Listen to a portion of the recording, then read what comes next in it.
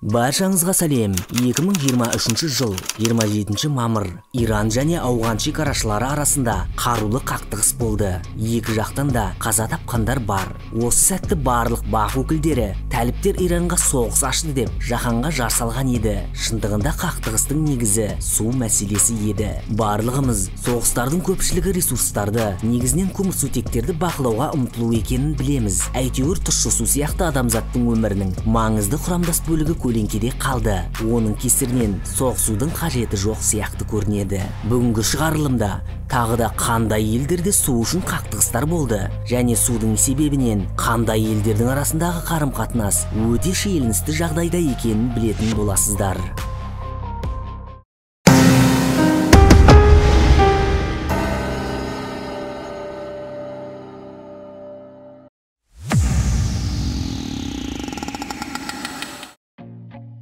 Негізінен Иранның Систан Белуджистан мен Ауғанстанның Немрус шекарасындағы шиеленіс ерекше жағдай емес. Шын мәнінде оның қарулы және өлімге әкелген қақтығыстар бұдан бұрында болған. Басында айтқанымыздай, бұл қақтығыстардың басты себебі Ауғанстан тауларынан Иранның Систан облысына қарай ағатын Гельманд өзені. Бұл өзен екі аймақты да сумен қамтамасыз етуде маңызды рөл атқарады.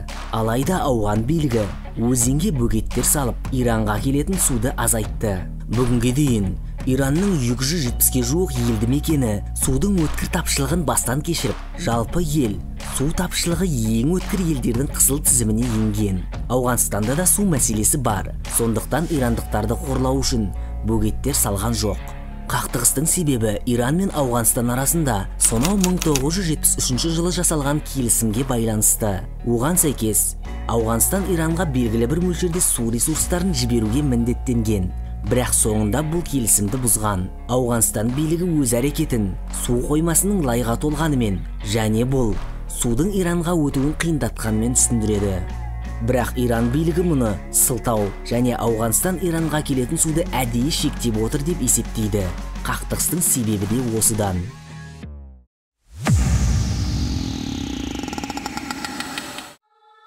Қырғызстан мен Тәжікстанды 900 шақырымнан астам мемлекеттік шекара бөліп тұр. Бірақ даулы аумақтар екі ел арасындағы шекараның шамамен 30%-ын құрайды.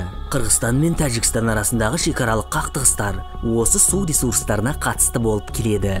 Қақтығыс 2021 жылы 28 сәуір күні Тәжікстанның Қожа-Ало және Қырғызстанның Кекташ ауылы маңындағы Исфара өзенінің жоғарғы ағысындағы главный су тарату пунктінде басталған.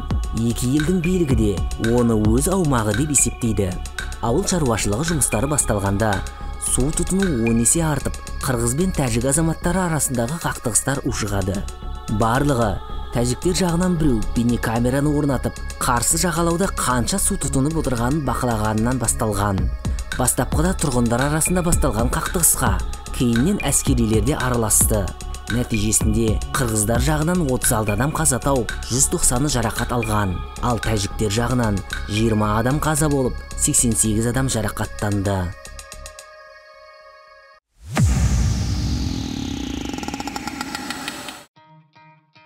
Үндістан мен Пәкістан арасындағы жағдайда өте шиеленісті. Инд өзені бассейнінде Кашмирге қатысты Үнді-Пәкістан аумақтық тауы сумен тікелей байланысты. Пәкістан арқылы өтетін барлық дерлік өзендер, соның ішінде негізгі су жолы Инд Кашмирде бастау алады және олардың көпшілігі Үндістанның бақылауындағы аумақта. Үндістан мен Пәкістан тәуелсіздік алғаннан кейін бір жылдан соң Инд өзенінің суына қатысты қақтығыстар басталды. 1948 жылы суды суару мақсатында пайдалану мәселесінде елеулі келіспеушіліктер туындады. Нәтижесінде Үндістан Пәкістанның Пенджаб провинциясындағы егістіктерді суаратын арналарға су беруді тоқтатты. 1960 жылы Дүниежүзілік банк тараптарды Үндістан мен Пәкістан арасындағы өзен бассейніндегі ағынын бөлетін Инд сулары туралы келісімге қол қоюға шақырды. Шарт бойынша Үндістан өз аумағы арқылы ағып жатқан өзендердің ағынын бұзбау міндеттемесін алды. Алайда содан бері Үндістан келісім шарттарын бірнеше рет бұзды. Дегенмен соңғы 5 жылда Үндістан Пәкістанмен су келісімінің жалғасын табуына күмән келтіреді. Бұл 2016 және 2019 жылдары Кашмирде зорлық-зомбылық басталғаннан кейін болды. Үндістан бұл үшін Пәкістанды айыптап, су беруді тоқтатамыз деп қорқытты. Исламабад бұған жауап ретінде мемлекеттер арасындағы шекара бойына әскерлерін шоғырландырды. Екі жағдайда да мәселе дипломатия арқылы шешілді. Дегенмен, болашақ бұлыңғыр.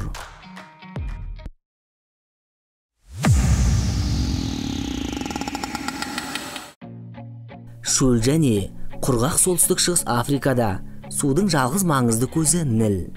Бұл әлемдегі ең ұзын екі өзеннің бірі. Ол Виктория көлінен шығып, Жерорта теңізіне құяды. Оңтүстік Судан және Мысырдың өмірі толығымен дерлік осы өзенге байланысты. Нілдің ең үлкен саласы Көк Ніл. Ол Эфиопиядан бастау алады. Және Эфиопия үшін басқа елдерге қарағанда маңызы аз. Ніл өзенінің ағынын реттеуге қатысты 1929 жылдан 2011 жылға дейін осы өзен бассейніндегі елдер арасында бірнеше түрлі келісімдерге қол қойылды.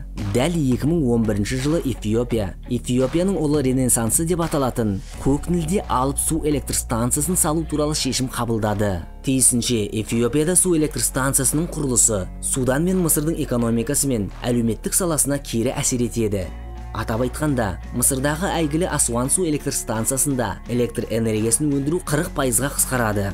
Қазірдің өзінде эфиопиялық су электр станциясынсыз Мысыр су мен электр қуатының тапшылығын бастан кешіруде. Және оны іске қосқаннан кейін елде нақты экономикалық және әлеуметтік апат күтуге болады. Мысырда су тапшылығына байланысты миллиондаған жұмыс орындары қысқарады. Мыңдаған гектар егістік жерлер жойылады. Азық-түлік импортының құны күрт өседі. Сондықтан Эфиопия су электр станциясын салуға кіріскен бойда Мысырдың сол кездегі президенті Мұхаммед Мурси Эфиопияны тікелей әскери соққымен қорқыта бастады. 2013 жылдың жазында Мурси әскери төңкеріс нәтижесінде тақтан тайдырылды. Мысырдың жаңа президенті Абдель Фаттах Әл-Сиси мұндай радикалды мәлімдемелер жасамады. Бірақ мәселені әскери жолмен шешу қауіптілігі бар. Мысыр, Судан және Эфиопия өкілдері осы мәселе бойынша үнемі кездесіп, әртүрлі құжаттарға қол қоюда. Бірақ мәселе түбегейлі шешілмеді.